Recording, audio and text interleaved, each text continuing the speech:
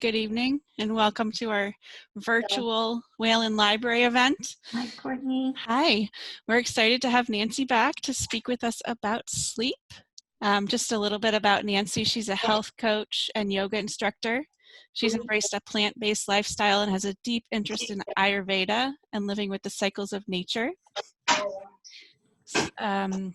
In 2015, Nancy founded PeaksandPoses Trail Yoga, which combines her love for yoga and the outdoors.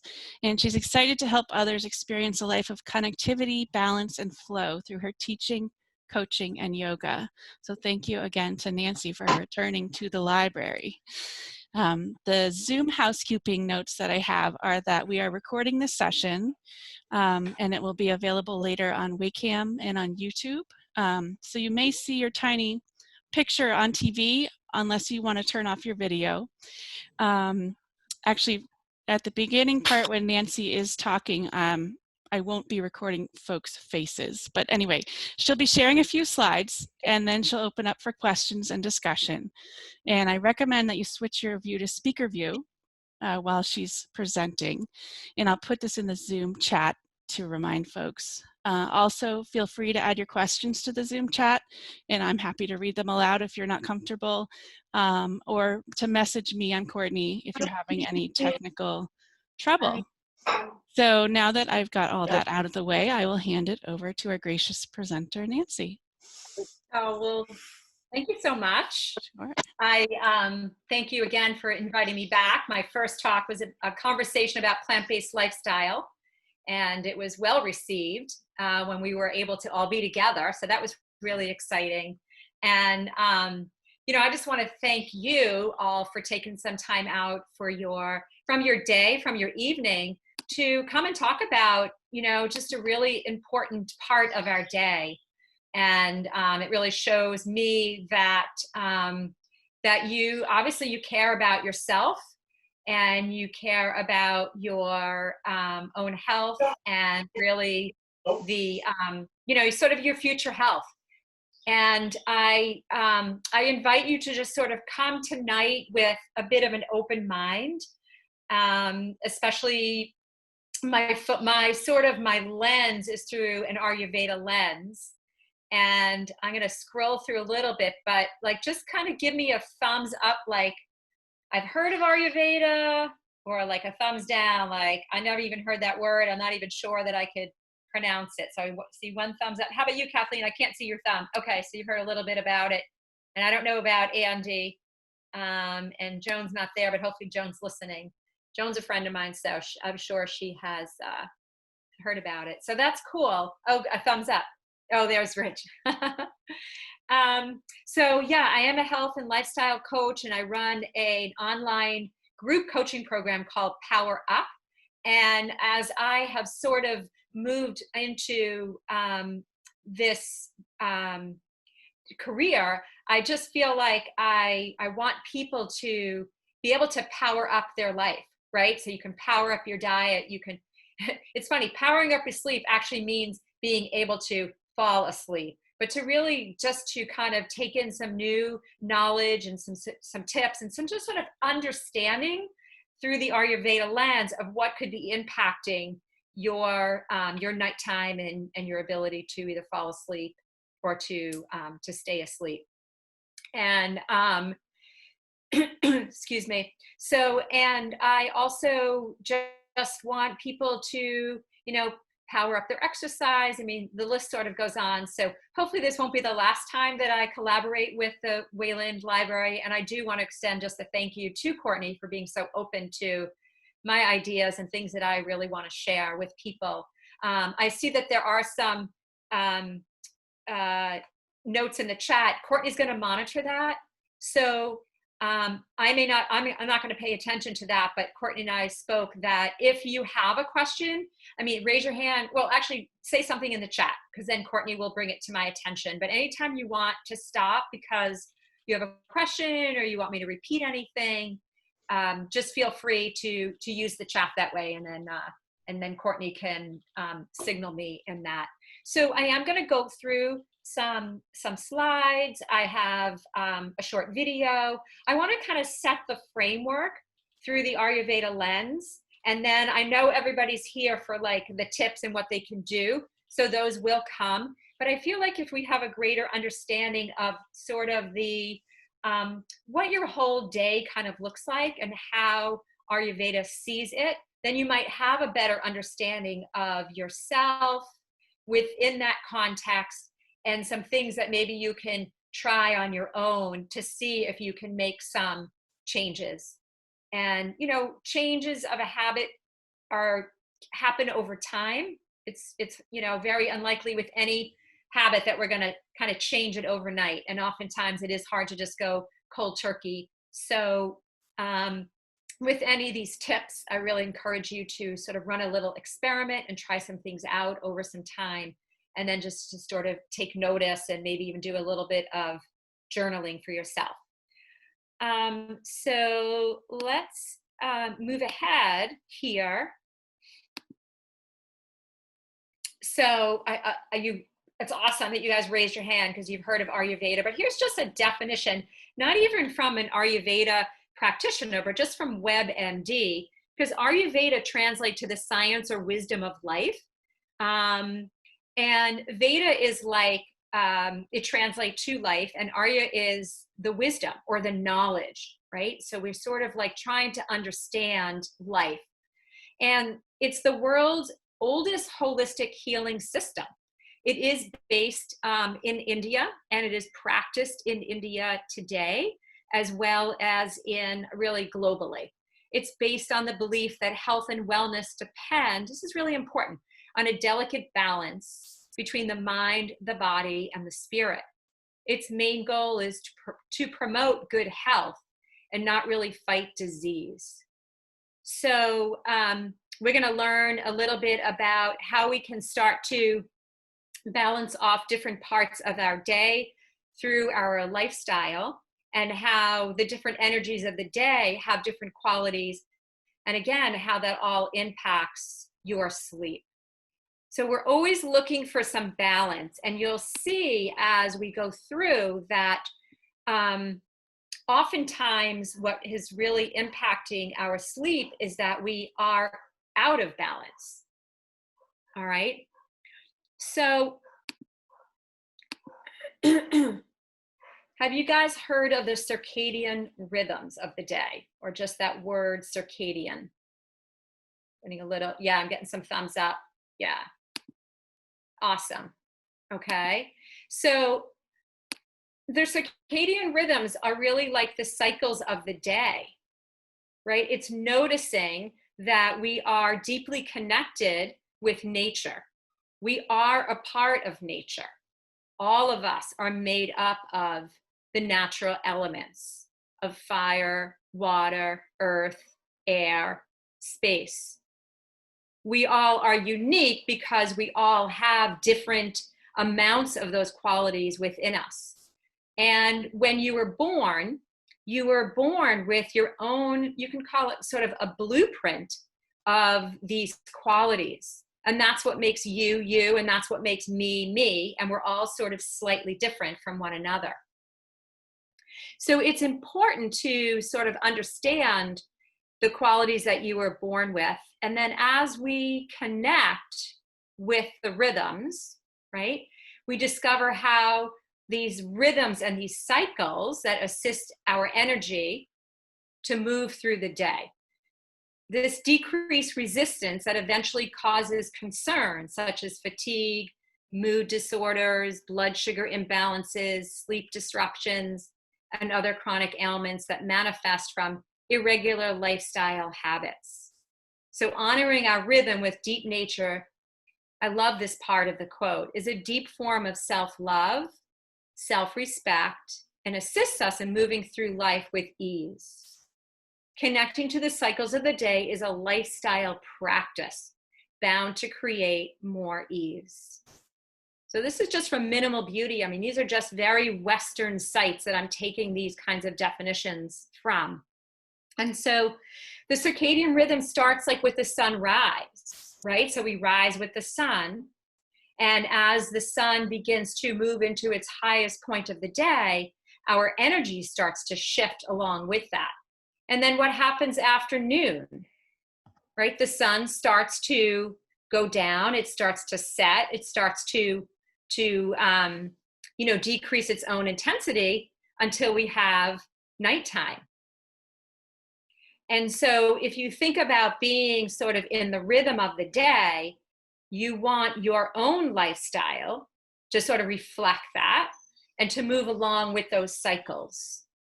And through the Ayurveda lens, that's what brings ease into our day. And as we move through, you'll see what's happened. I mean, I'm a part of this as well. This has happened to me, is that because of lifestyle, because of job, because of stress, because of all that we have endured in our life, or is just a part of us, we have over time we've come sort of into a state of irregularity. And it's sort of like we're not moving with the rhythm. We're sort of moving at times against the rhythms or with some resistance, whether it's consciously or unconscious. You're conscious or unconscious, right? This sort of can happen to us. A very common sort of resistance is when it's nighttime, right? And you know that you should be going to bed, but you sort of resist that and you stay up later than you should, and you get your second wind. And I'll talk a little bit about that in the future, right? Like I definitely have experienced that in my life. And you get this second wind and you think, oh, I could do anything. Oh, now's the time to like fold the laundry or go on the internet or watch that movie you wanted to, or stay up and read that book, right? And that is like the irregularity. Those are the patterns that aren't really reflecting the natural elements that are around us and the energies of the day. Okay, so that could be a lot to digest. I'm going to start to go through the different energies, and I'm going to invite you to just start thinking about yourself and just sort of your qualities. I'm a little technical difficulty. Okay, here we go.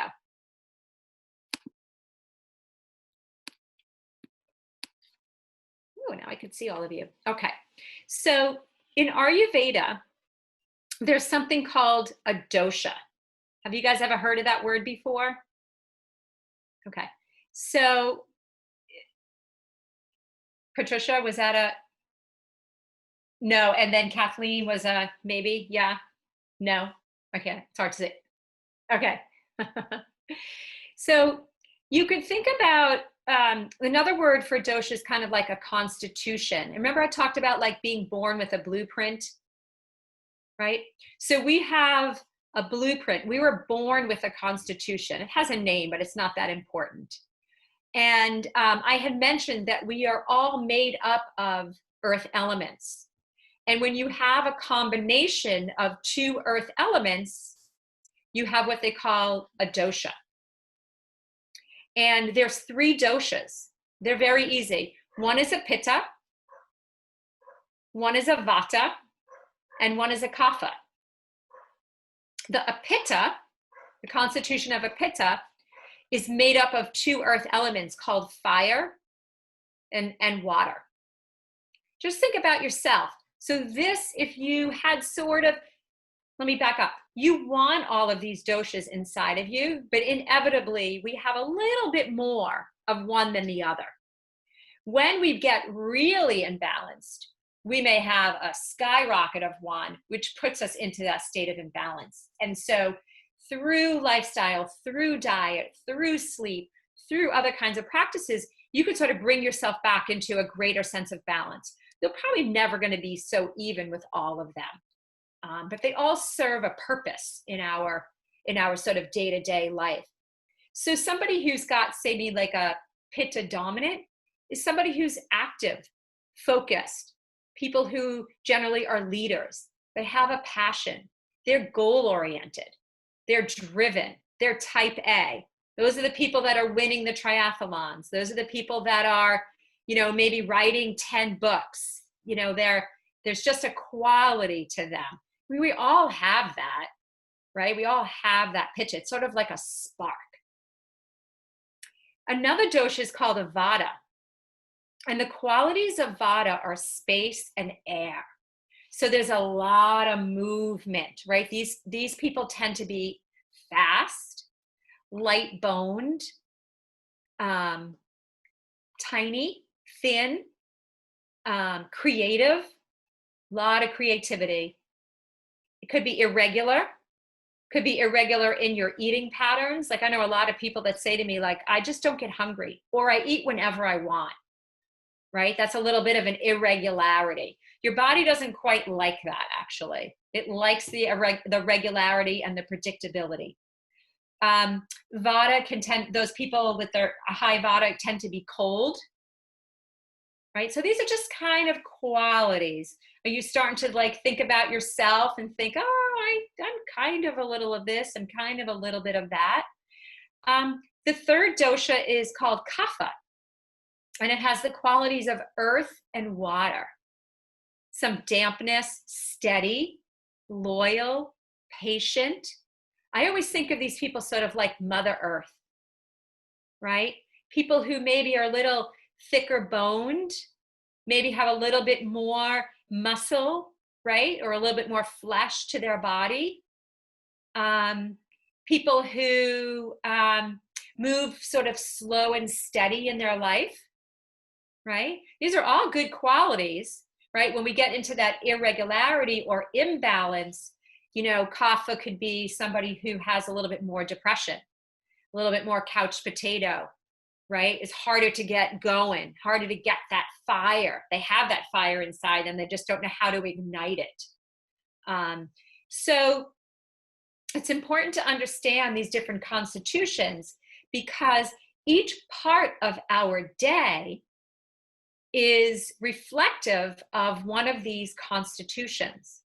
And so I'm going to show you an Ayurveda clock, and we're going to look at the different parts of the day and the qualities to them, and how we can move not only through the day, but how we can start to align ourselves through these changing energies of the day. I'm going to start with the morning, and I'm going to move through the day, and eventually we're going to come to the evening, and I bet you're going to guess the quality of the evening. But if we start at sunrise, which is, we'll roughly say 6 a.m., from 6 to 10 a.m. is Kapha time. So when you wake up, you kind of feel a little heavy, right? Like you've just been asleep for however many hours. You know, you got to get your feet on the ground. You kind of want to be able to ground down, right? You want to, again, you want to reflect the qualities of that time of the day. So if you get up and all of a sudden you're like, boom, and you're off and running, you've sort of missed that time to plant yourself down. If you're somebody who wakes up and immediately looks at your phone and starts to look at your emails or your texts or anything, Facebook or anything, you're already, I was one of them, I've given that one up. You're already starting to feed your mind with information that may not be necessarily the best time to put that information in your head, right? We all do it. These are just habits that we've grown accustomed to.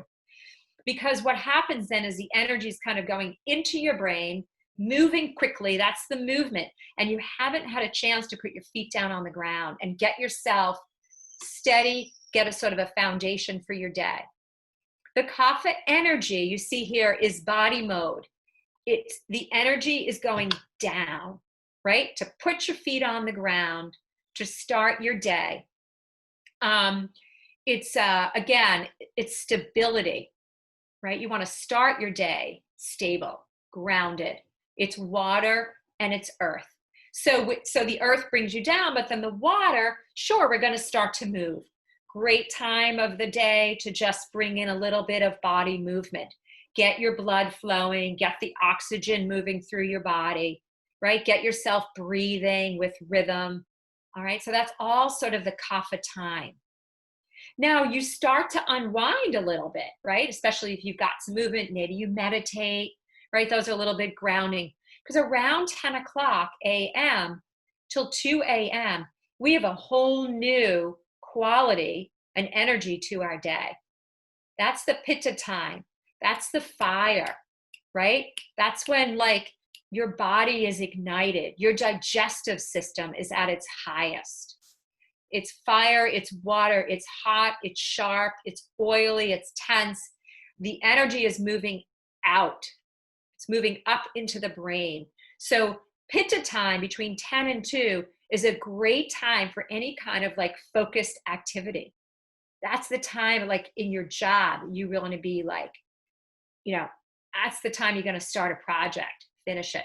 That's the time where you're going to really adhere to like your to-do list. That's the time, you know, if you're in a you know, relatively state of balance, that's when you can sort of get some things done. It's the best time of the day to have your biggest meal.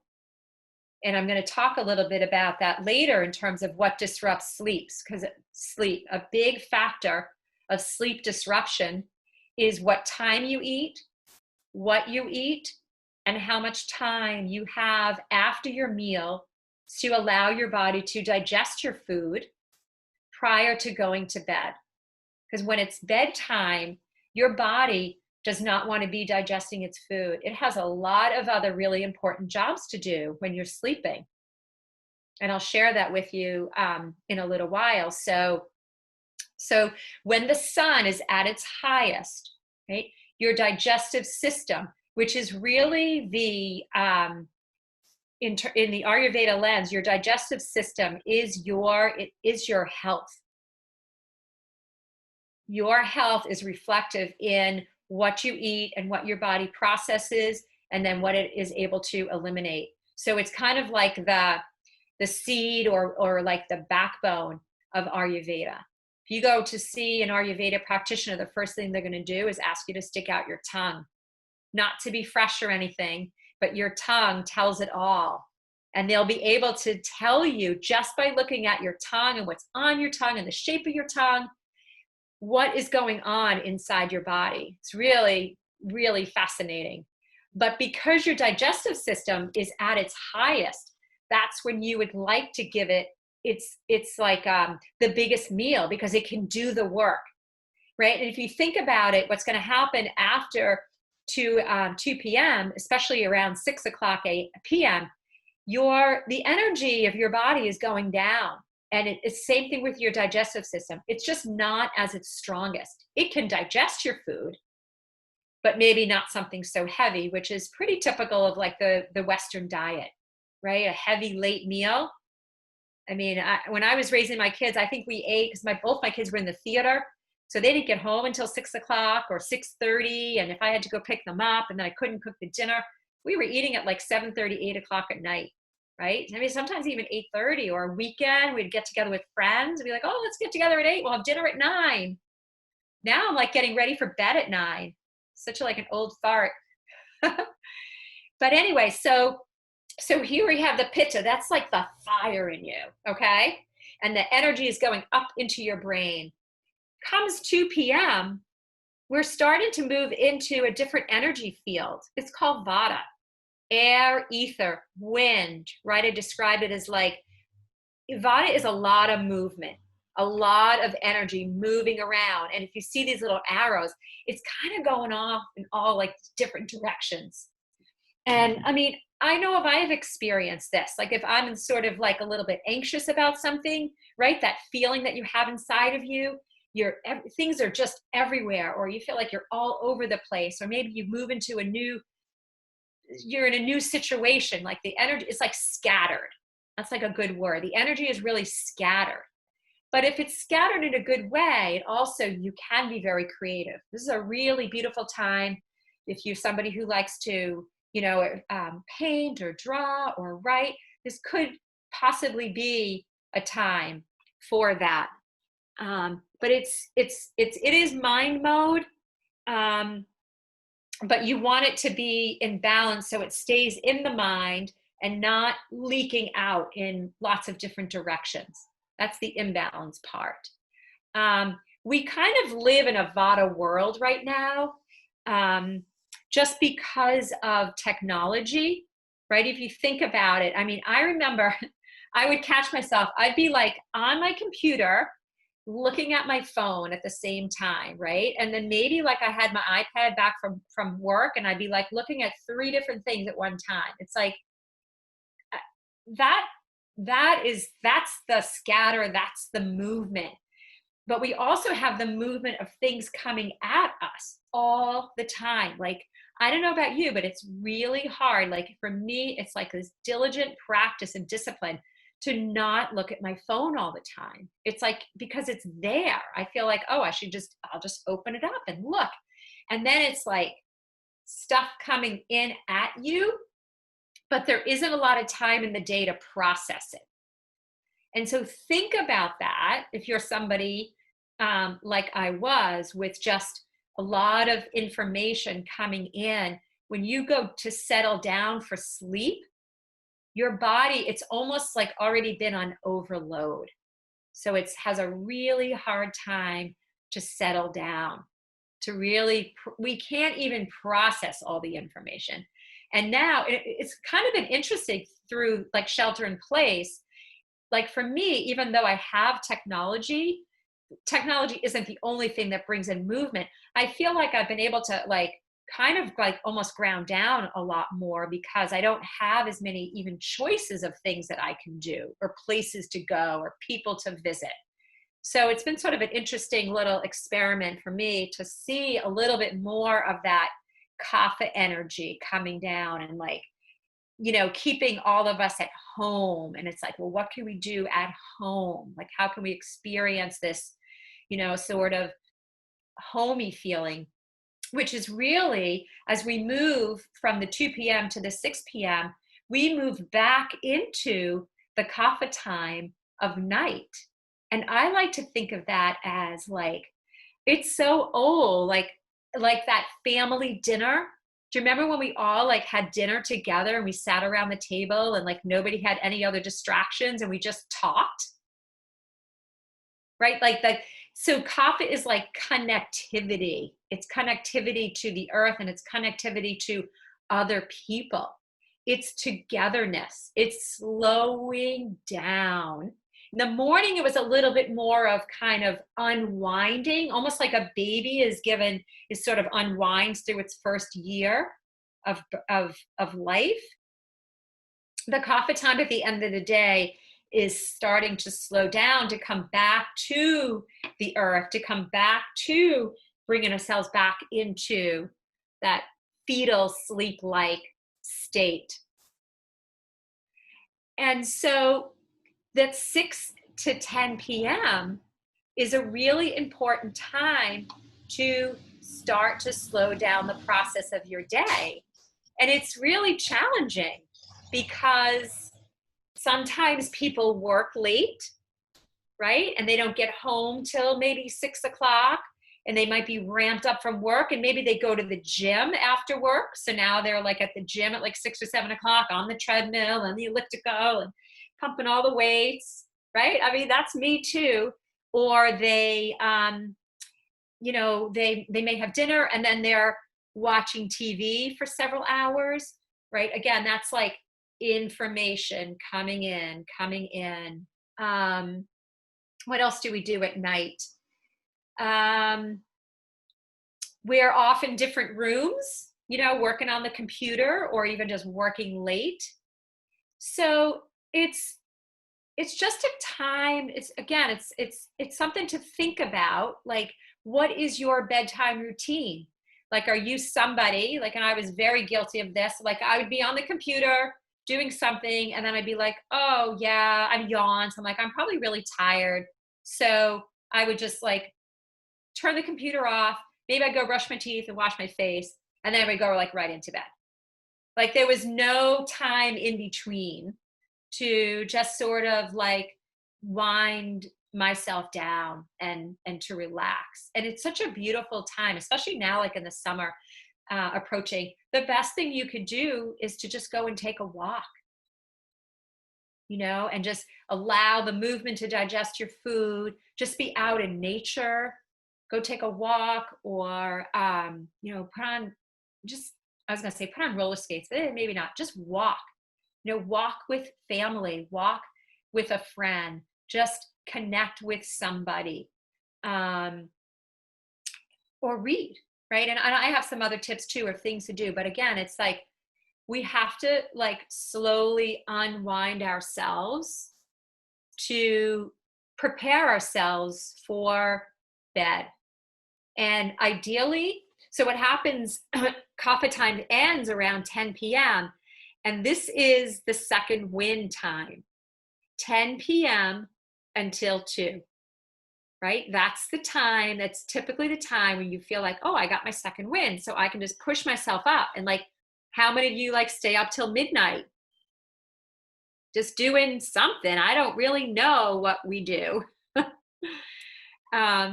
So what happens is we've pushed ourselves past that hour. We get that second wind.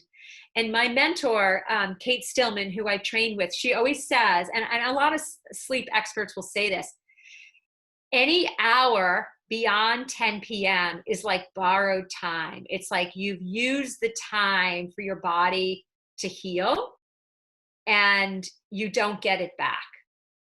So your body has like a really important job to do from 10 p.m. until 6 p.m. And any hour that you push through that, it's sort of like, I guess it's unborrowed time. Like you don't get it back. Now, the sleep experts also say, because a lot of people will say to me, well, I get my 8 hours of sleep. I sleep from 12 to 8.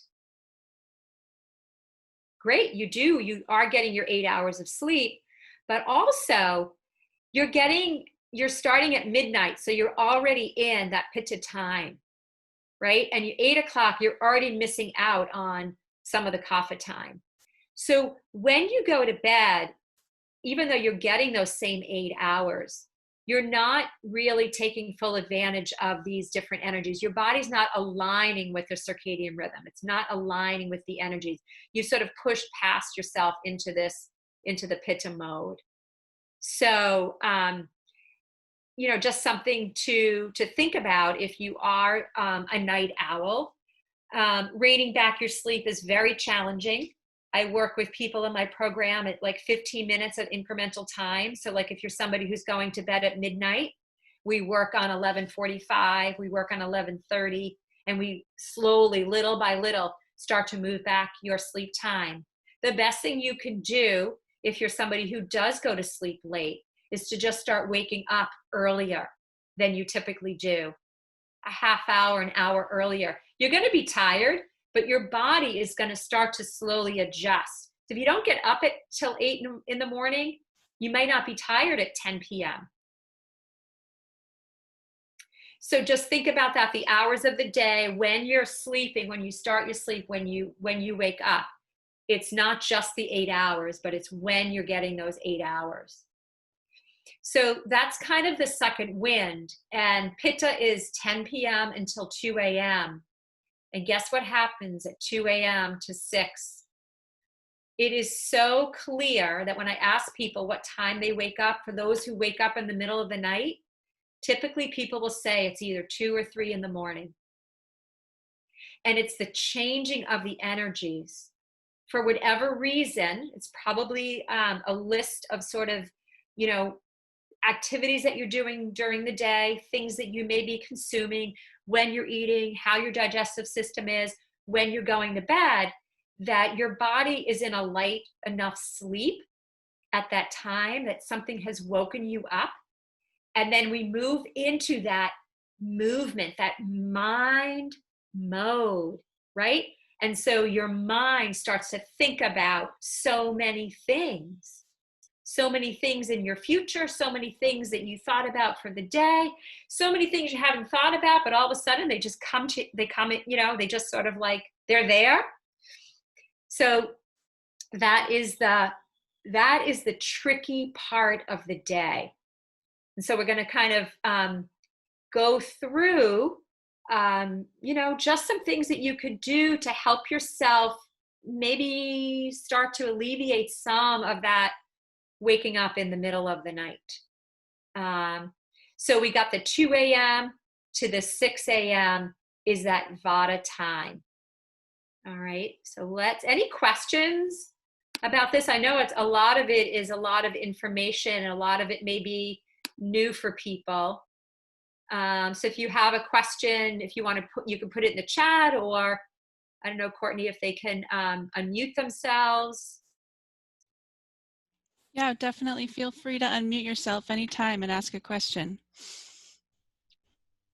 If not, I'm going to move on. So feel free to stop me. So I talked a lot about this already. What time are you getting into bed? It's the kapha time, the elements of water and earth, slowing down, grounding down, softening, just sort of like deepening into yourself, deepening into the day that you've just had, feeling the heaviness in your body and just sort of accepting that, feeling the earthiness, whoops, and nurturing yourself. Sleep. This is probably the most important function of your entire day, is that your body is put down for a rest. Sleep experts are saying now minimum 7 to 8 hours. I think most are saying 8 or more, but some will say 7. And your body, it's time to not really to digest your food, but to digest your emotions, to process your day, to process your thoughts. It's a time for deep healing, right? Getting into those deep, deep sleeps. It's a time to rejuvenate, to detoxify. It's a time to regenerate.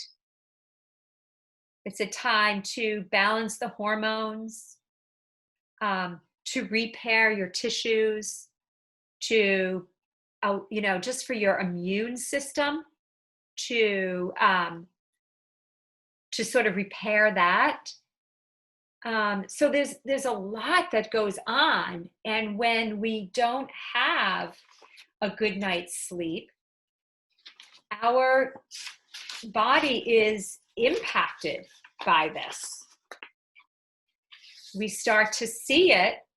Some people don't really make the connection, but the sleep experts will say they're starting to see that, not having a good night's sleep, they're starting to see inflammation of the brain. They're starting to link it to autoimmune diseases. They're starting to see it with thyroid issues. They're starting to see it with obesity, type 2 diabetes. So there's like a lot of medical conditions that some of us may have or may be dealing with, or they're starting to see that a lot of it has to do with your sleep. And sleep deprivation, puts you in a state of, not really being able to focus, not being able to make good decisions, not having good attention. And all of that is going to impact the choices that you're going to make throughout your day. So I have a short video for you here about how much sleep you Tired? need. We all know the feeling. Irritable, groggy, and Can you guys hear exceptionally that? lazy. Chances are you didn't sleep enough last night, or the past few nights. But what exactly is enough sleep? And more importantly, can you ever catch up on it? While the very function of sleep is still debated by scientists, we do know that it's necessary to function efficiently and productively. After all, we spend 24 years of our lifetime sleeping. It'd better be important. Researchers have tested how much is required each night by assigning groups of people to 4, 6, and 8 hours of sleep over extended periods of time. After 14 days, those with 8 hours of sleep exhibited few attention lapses or cognitive issues. However, those with 6 or 4 hours of sleep showed a steady decline. In fact, after only 2 weeks, the 6-hour group showed a similar reaction time to a person with a blood alcohol concentration of 0.1%, which is considered legally drunk. The 4-hour sleepers suffered even more, occasionally falling asleep during their cognitive tests. In both groups, brain function decreased day by day almost linearly with no sign of leveling off. Scientists have dubbed this cumulative effect as sleep debt. So can we recover from it? After a night or two of little sleep, studies show that the body and brain can fully recover with a few nights of good sleep. However, with long-term sleep deprivation on the scale of weeks to months, the recovery of cognitive function is much slower, requiring many more nights of quality sleep. On the timescale of months to years, it's unknown whether brain function can be fully repaired or if it causes permanent damage. Paradoxically, with chronic sleep deprivation, your sleepiness or how tired you feel does eventually level off, meaning that you become less and less aware of your objective impairment over time. So, how long should you sleep? Most studies tend to show that 7 to 8 hours of sleep is the average ideal for humans. Apart from the cognitive issues, individuals who consistently sleep less than 7 hours a night have an increased risk of heart disease, obesity, and diabetes, not to mention a 12% higher risk of death. On the flip side, studies have shown that while sleeping more than 8 hours does not impair brain function, it also carries an increased risk of heart disease, obesity, and diabetes, and a 30% increased risk of mortality. So, too much sleep may also be a bad thing. But variation most certainly exists, and our genetics play a large role. In fact, individuals genuinely unaffected by only 6 hours of sleep were found to have a mutation of a specific gene. When scientists genetically engineered mice to express this gene, they were able to stay awake for an extra 1.2 hours than normal mice. It turns out these short sleepers have more biologically intense sleep sessions than the average person. Ultimately, while it's important to know the ideal average of 7 to 8 hours exists, let your body and brain help you figure out its own needs. After all, no one shoe size fits all. If you want to know how to get better quality sleep each night in order to conquer the hurdles of sleep deprivation, we have some tips and research for you over on ASAP Thought. You can And that's a website that you can research. So just some confirmation about how much sleep is really the best for you. I have to say, I was a little blown away by the fact there about those that got the 6 hours of sleep. Was it 6 or? Yeah, that the brain function was equivalent to somebody who was like legally drunk, which is crazy. And I used to be one of those, oh, I just need 6 hours of sleep. That's all I need. And now I'm probably averaging 7. I've moved it from 6 to 7. Sometimes I would get 5.5 hours of sleep. And I would think that I was like doing well. And I was like, oh yeah, I could function. I mean, I do have high energy, but now I know, and I was one of those people that would wake up in the middle of the night and couldn't fall back asleep. But over time, I have just created like a nighttime routine for me to sort of wind down, and I'll share some of those with you as well. And so I'm probably minimum 7, sometimes 7.5 and 8 hours, and I probably wake up some nights once. I go to the bathroom and I can immediately fall back asleep. I'm not one that, because sometimes people will wake up to use the bathroom and then they can't fall back asleep, right? You guys experience that? Yeah, I think most people these days are up in the middle of the night trying to figure out how to get back to sleep.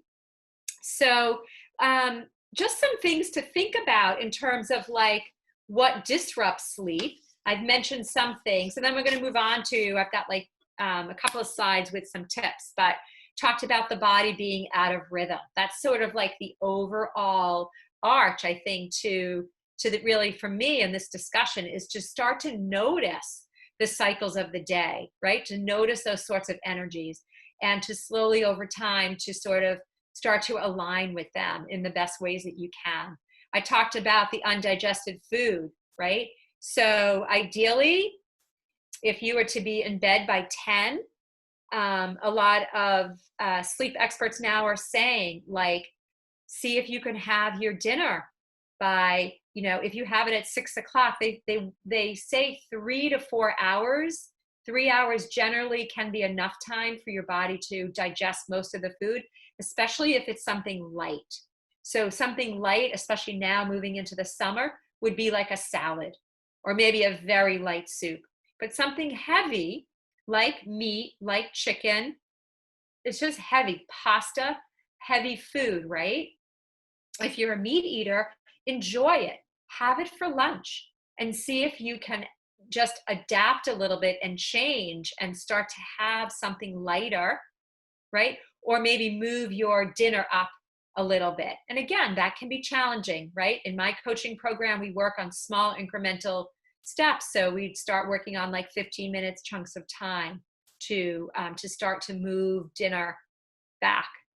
I love having an earlier dinner now, because then, especially in the summer now, then it's like, oh, like I have all this time to go and play at night, and I can just go take a walk, right? I'm not in the kitchen cooking. Catching that second wind, right? Do you guys remember what time the pitta time was at night? 10 to 2. Yep, 10 to 2. We want to try to be resting by then. Stress and anxiety, right? And I'm sure we've all sort of felt an increase in that over the last couple of months. But whether it's something that you feel right before bed or in the morning when you wake up or during the day, this is going to have an impact on your body's ability to lay itself down and to rest, right? At night. Any kind of stimulant, coffee, chocolate, alcohol, medication that you may be on, all of that are considered stimulants. And even, maybe you even have just 2 cups of coffee, right? But over time, right, that sort of builds up in your body. Sometimes it doesn't even matter if you have it like in the morning. It's a stimulant. It stays in your system. Again, these are just things to think about. A busy mind, just being unable to wind down. And I'm going to give some tips on that as well. Unprocessed or unreleased emotions.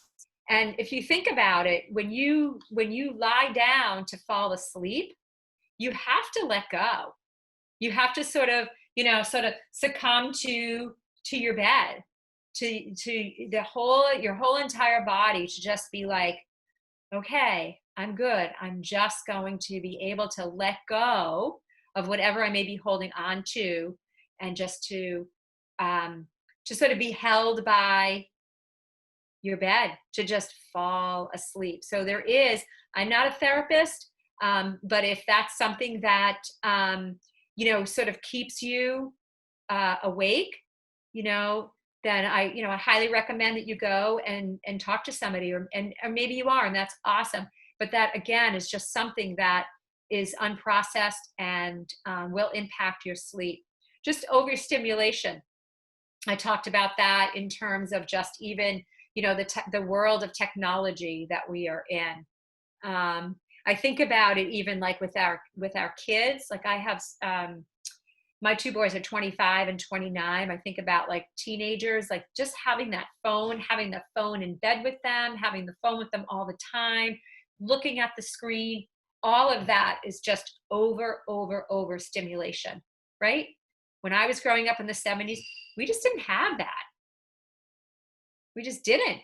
We had maybe some TV at night, but that was it. And so it's really hard to sort of like, you got to really say no.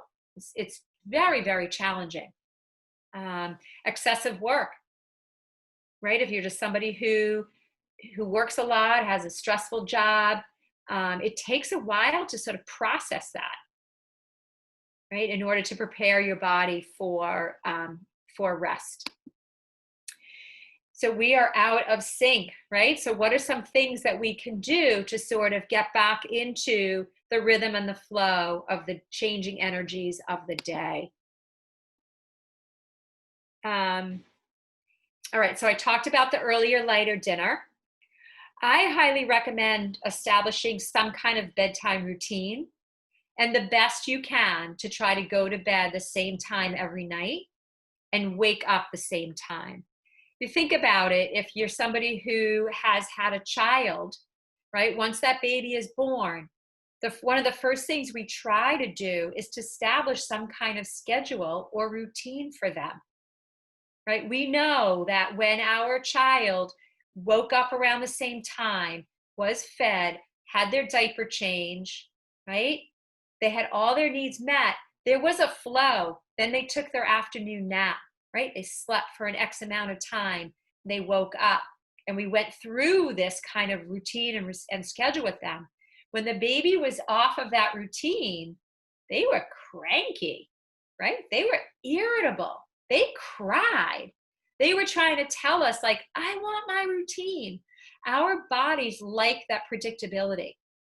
Even though we're older, we still innately, we like that predictability. It doesn't have to be so rigid, right? And maybe if it's like 5 out of 7 nights, maybe it's not every night, but our body likes to be in that rhythm, in that flow. It moves gracefully through it.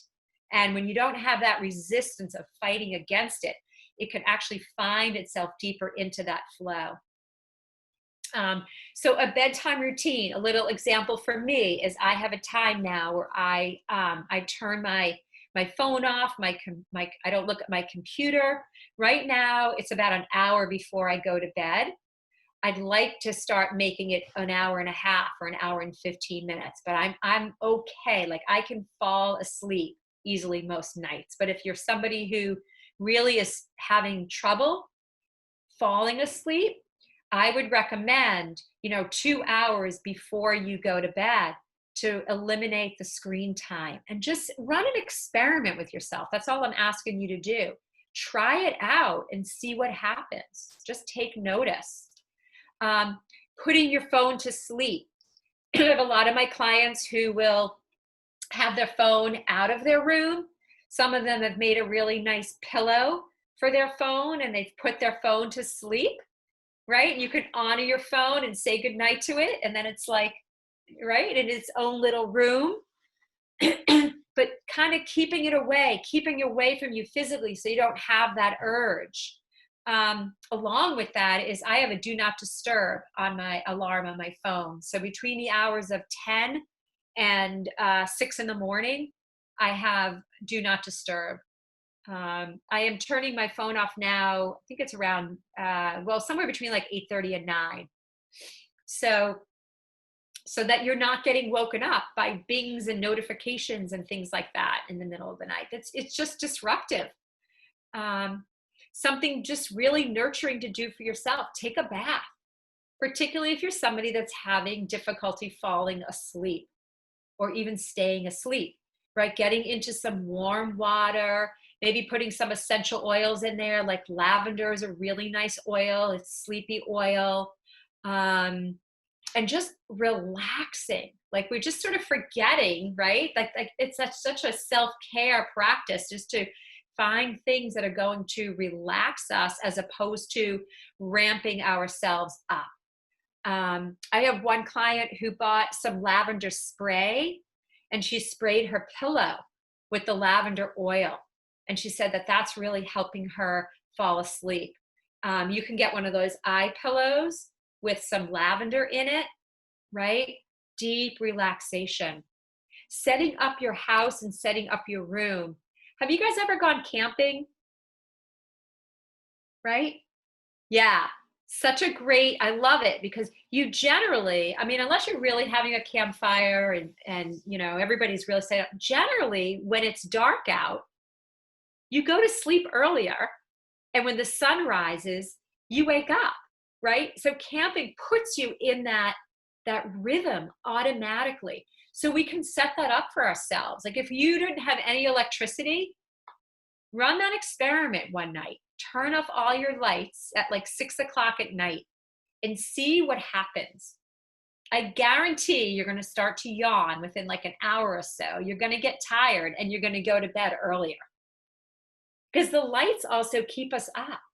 So set up your house at night, even if you just dim the lights, right? Or turn them off in some rooms. Pull the blinds. Pull the blinds in your room if you want to hang out there for a little while and read. Cool your room. So your room should be cool, but once you go in your blankets, you could be a little bit warm. But if your room is too hot, it's going to keep you up. So warm yourself with your blankets, but cool your room. What I forgot to also back up here with the screen time is a lot of people, the blue light from our electronics is also what's keeping us awake. So that's not only a good, so it's good to get off of those several hours, but some people now are buying their special like blue light glasses, especially now with like a lot of people on Zoom. I've heard so many issues with people with eye infections and like, their eyesight just, worsening. But you can get some, I don't have any, but you can get these blue light glasses. I think you can find them on Amazon. And maybe in the evening, if you have to be on your computer or your phone for something, maybe you start wearing those glasses. So there's a couple of things that you could drink. There's sleepy time tea. There is also something called golden milk. And, even just warm milk has a relaxing effect on you. If you're not, you could also use any kind of nut milk. So if you're not taking any dairy products, you can use almond milk or hemp milk or oat milk, and you mix it in with, usually it's a turmeric, and you can put a little bit of honey in there. You can find those recipes online for golden milk. And, you could have it an hour or so before, but it's just, again, it's sort of like that self-care of nurturing yourself with something that's going to help you to relax. Any kind of slow yoga or light stretching. So maybe any kind of reclining yoga, or maybe you want to take your legs up the wall, if you're able to do that, or maybe lying in bed and bringing your legs up and just sort of allowing, well, first of all, you're lying down. So like you're already putting yourself in a state of relaxing, but those inversions are just sort of allowing the blood to flow back towards your heart. So that might be something to try. This is one of my all-time favorite techniques that I have learned through my study of Ayurveda, is to oil your feet at night. You could also oil your body if you're somebody that takes a shower or bath at night. You could also apply some oil to your entire body. But if not, before I go to bed, I've got a little squirt bottle. And I have in my bottle now a combination of would be organic, unrefined sesame oil, and also some sunflower oil. And every oil has like its own qualities. So sesame oil just has it's heavy. It has a grounding quality to it. So I would almost recommend just sesame oil. Coconut oil is cooling. It's activating. So it might be something nice to put on in the morning, especially in the summer, not so much in the winter, but the sesame oil is very grounding. And it's really, again, an act of self-care and self-nurturance. So I just take a little bit, I rub it in my palms, and I sit on the edge of my bed and I just massage my feet. Now with the summer and the warmer weather, I'm barefoot a lot. So actually what I'll do is I'll go and I'll wash my feet first, which is just also just really nice and relaxing. So you can do even a foot bath with some Epsom salt, and then to oil your feet and spend a few minutes just touching your feet, touching your toes, getting sort of in between your toes, rubbing the soles of your foot, and just kind of, just really just taking your time. Again, it's sort of like, it's just slowing down, right? That's what we want to be doing. You may want to put some socks on and then get yourself into bed. You might find some of the oil coming out on your sheets. It all depends how much you're going to use, or if it matters to you or not. So the oiling, and it just gets really deep into your tissues. And it's almost like you're nurturing your soul. And I'm not a reflexologist, but I know that there are touch points on the bottom of your feet that connect to all of the different organs in your body too. So it's almost like you're kind of giving all of them just a little love and a little massage and just taking care of them little by little. So I can't say enough about oiling my feet. I absolutely love it. And sometimes I am tired. I just want to lie down. And I say to myself, you just got to spend a few minutes just to oil your feet. It's really soothing and really relaxing. Another practice that I sort of am a little bit intermittent about it is just journaling. It's just at the end of the day, it's such a great way to let go of your thoughts.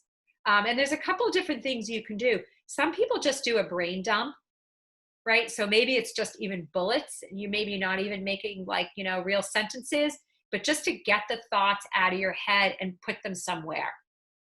Or you can practice just an act, just gratitude practice, right? So you spend some time lying down, taking out a journal, and then just writing down 3, 4, or 5 things that you're grateful for. And just sort of, starting to close out your day with just an act of graciousness and gratitude, and just an ability to reflect on your day. So either one, something to try. Soft music. Sometimes I put on some Tibetan bowls and just help me relax. Some people, you can read a book. I often will read a book. I would just say not on a screen. So if you have a Kindle or you have Audible on your phone, just save that for a different time of day to read, but just get, those good old books and just read to kind of like relax your eyes.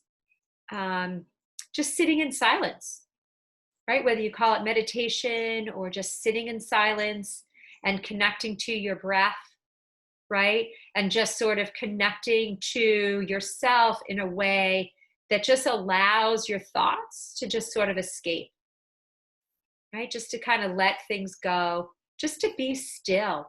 Again, we're just trying to wind down the physical body. We're trying to wind down our mental body. Some of these things will be like not of interest, right? But hopefully there's something here from this list that you can try.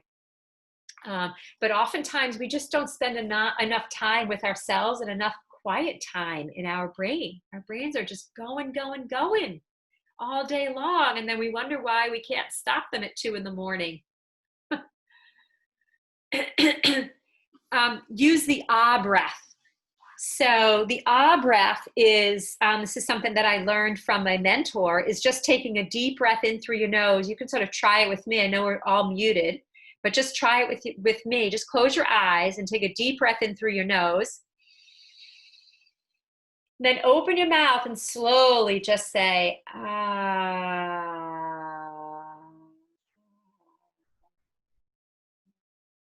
Another breath in through your nose. Open your mouth and just say, ah.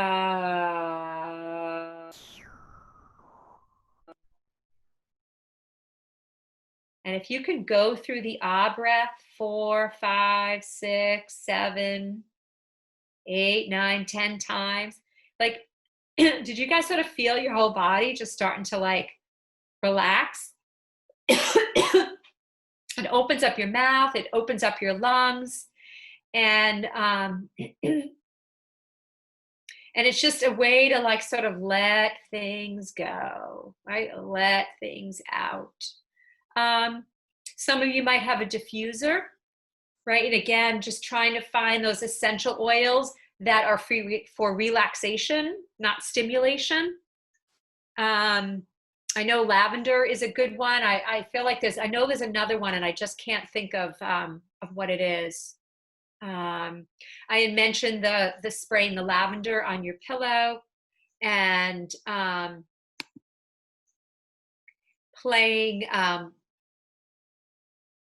some water sounds, right? So for some people that might just be really relaxing, or some white noise can also be relaxing for people.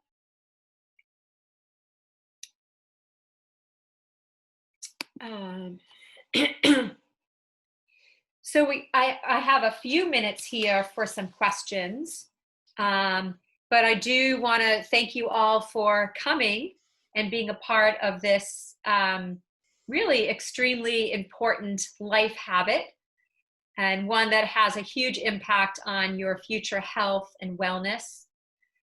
Getting a better night's sleep is one of the lifestyle habits that we work on in my Power Up coaching program. And as we learned tonight, it really significantly impacts your overall health. So could you imagine having help with changing more of your lifestyle habits and being able to access and to address your own wellness challenges with me as your guide?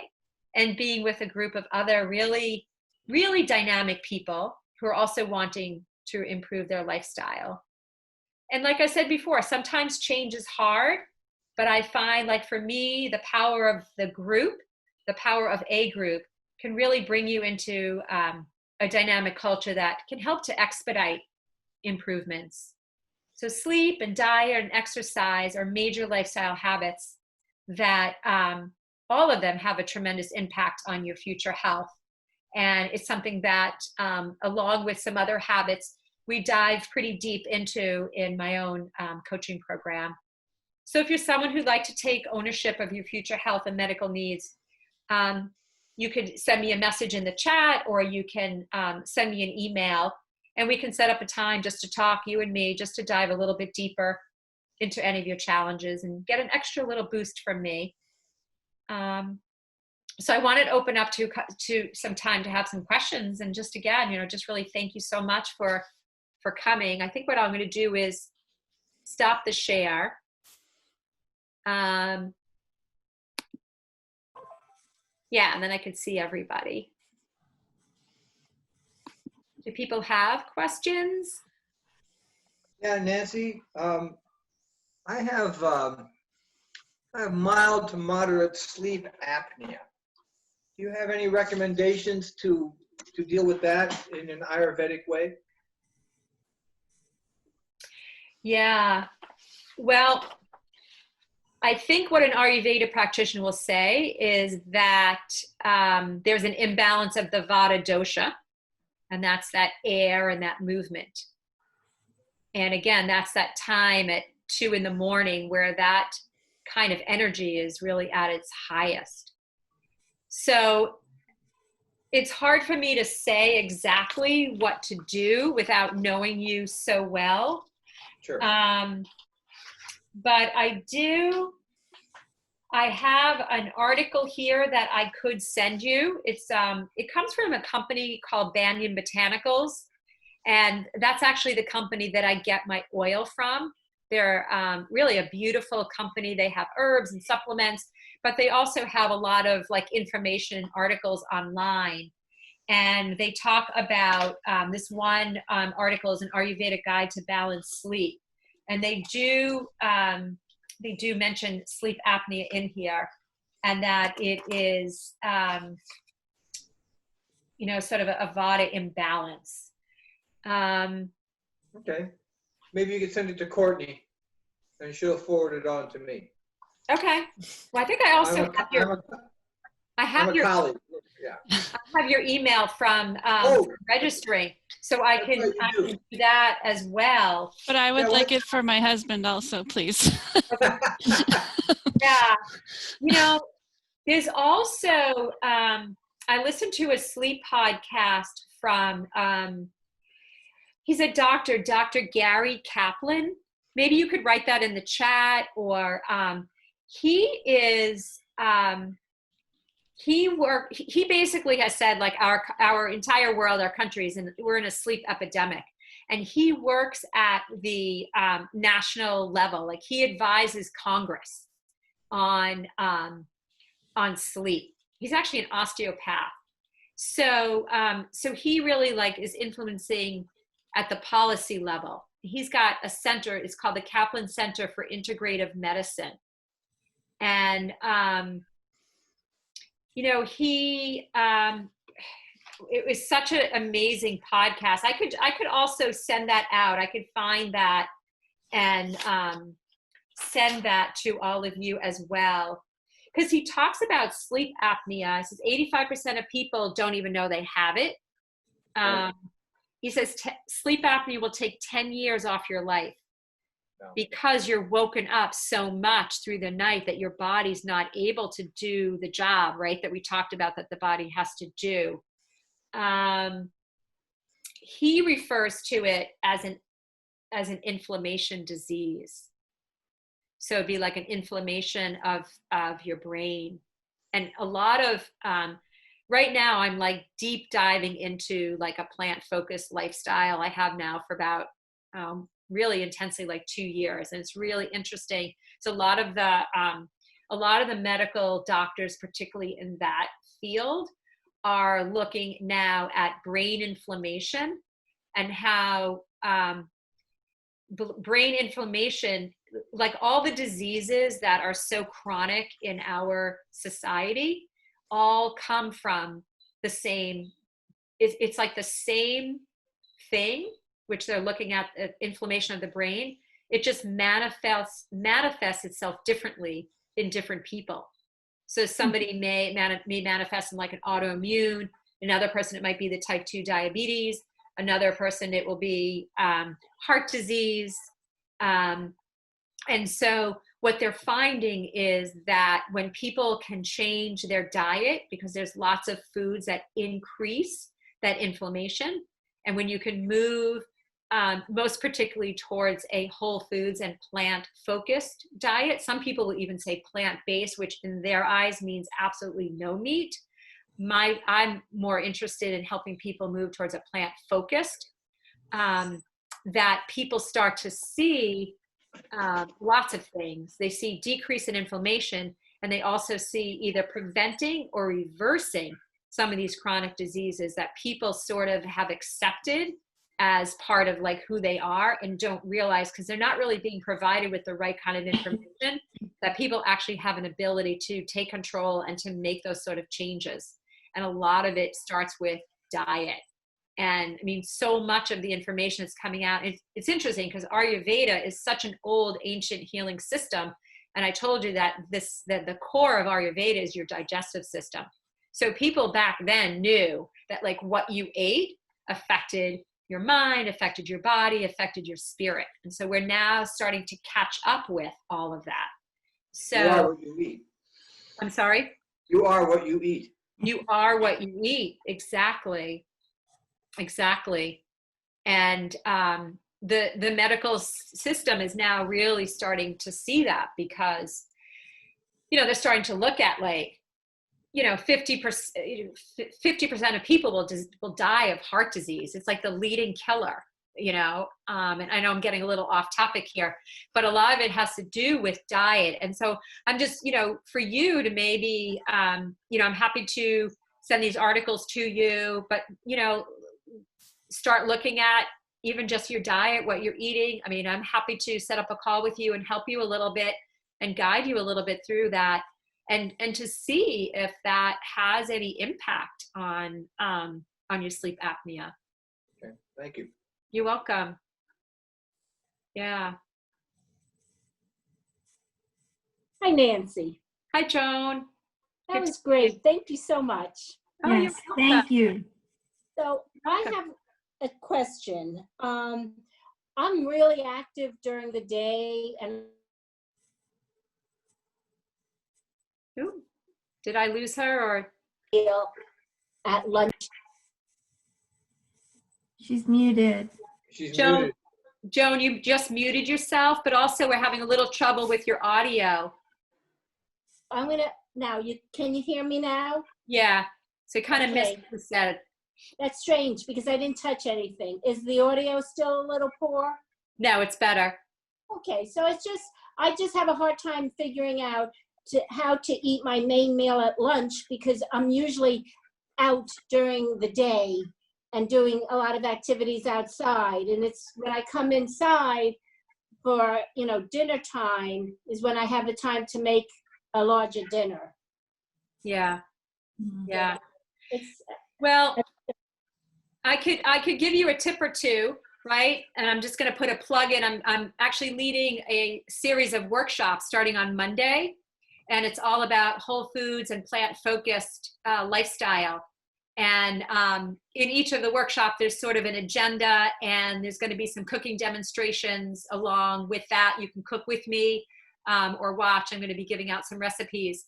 And so you can find that on my website, which is PeaksandPoses.com, or you can just Google me and find that. So I'm excited for that. But a lot of what I talk to people about, especially in my coaching program, is meal prep, meal planning, and meal prep.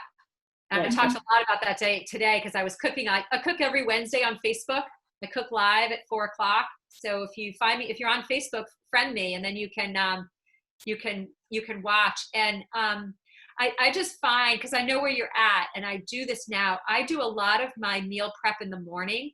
Mhm. I'm up by 5:30. So at some point I have a designated time in my morning where I do meal prep, but I also do it on a weekly basis. And I do it sort of like every 2 weeks where I batch cook things. And I'm not talking so much about like making a soup and having it for I 2 do that too. Yeah. but like chopping up vegetables and having a lot of things prepared so that when it is lunchtime, it's a quick thing to put together.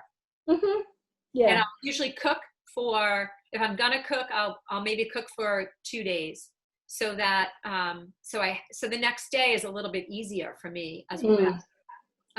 But I think that also the more prepared you can be, the better choices you're gonna make, because there's nothing worse than being starving and being like, now I got to start my meal. I got to chop my onions and my garlic and all the vegetables.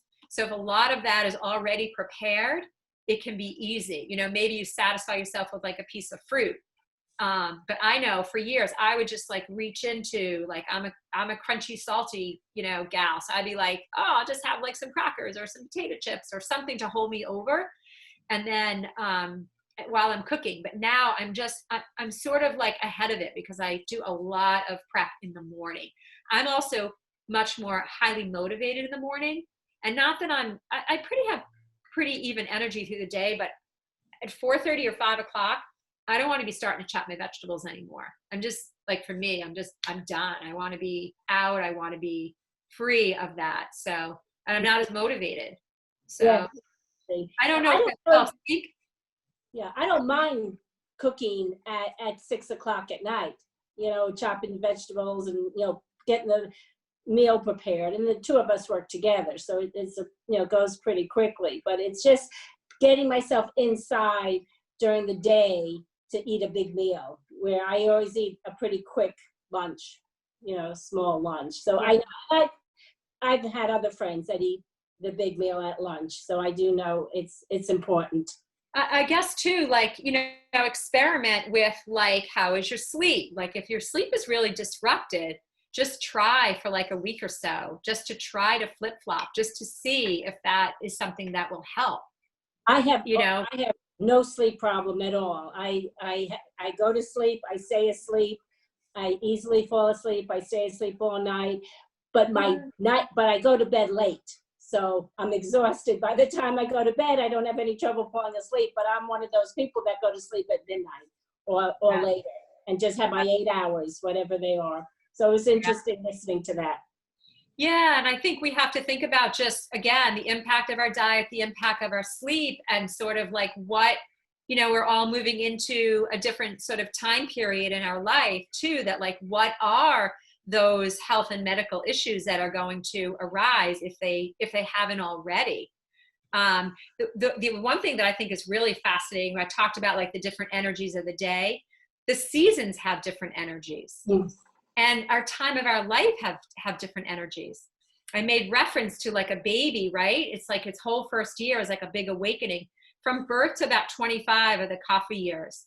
It's the time to sort of get grounded, right? To feel yourself here on the earth, to sort of unwind and to grow up. 25 to, I think, like in the 40s is the pitta time, right? That's the time we like, you have a career, you work, you have a family, you buy a home, you're moving, you're doing, right? You're like full of energy. And then we move into our later years, are actually the Vata years. You know, and that all that, it's like, I just think about too, like my silly little phone, like we're moving into sort of those, people say, oh, my skin is drying out. Like, you know, I mean, some of that is natural, like could be the qualities, but there are things that you can do for that. But so our whole lifespan has like those cycles, which is kind of interesting as well. Now the season, the spring that we're moving into, I mean, you guys guess it, we're moving into summer, right? Heat. What do you think the season is that we're approaching? That fire. Do you guys remember what constitution is? The fire and the water? No, it's a pitta time. It's the pitta time. fiery hot. There's a lot we do with like our food.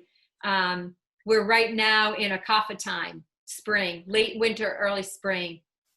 Spring is, in Ayurveda, it's only 3 seasons. So we have 4 in our lifestyle here, but so like late winter, early spring is kind of the kapha time.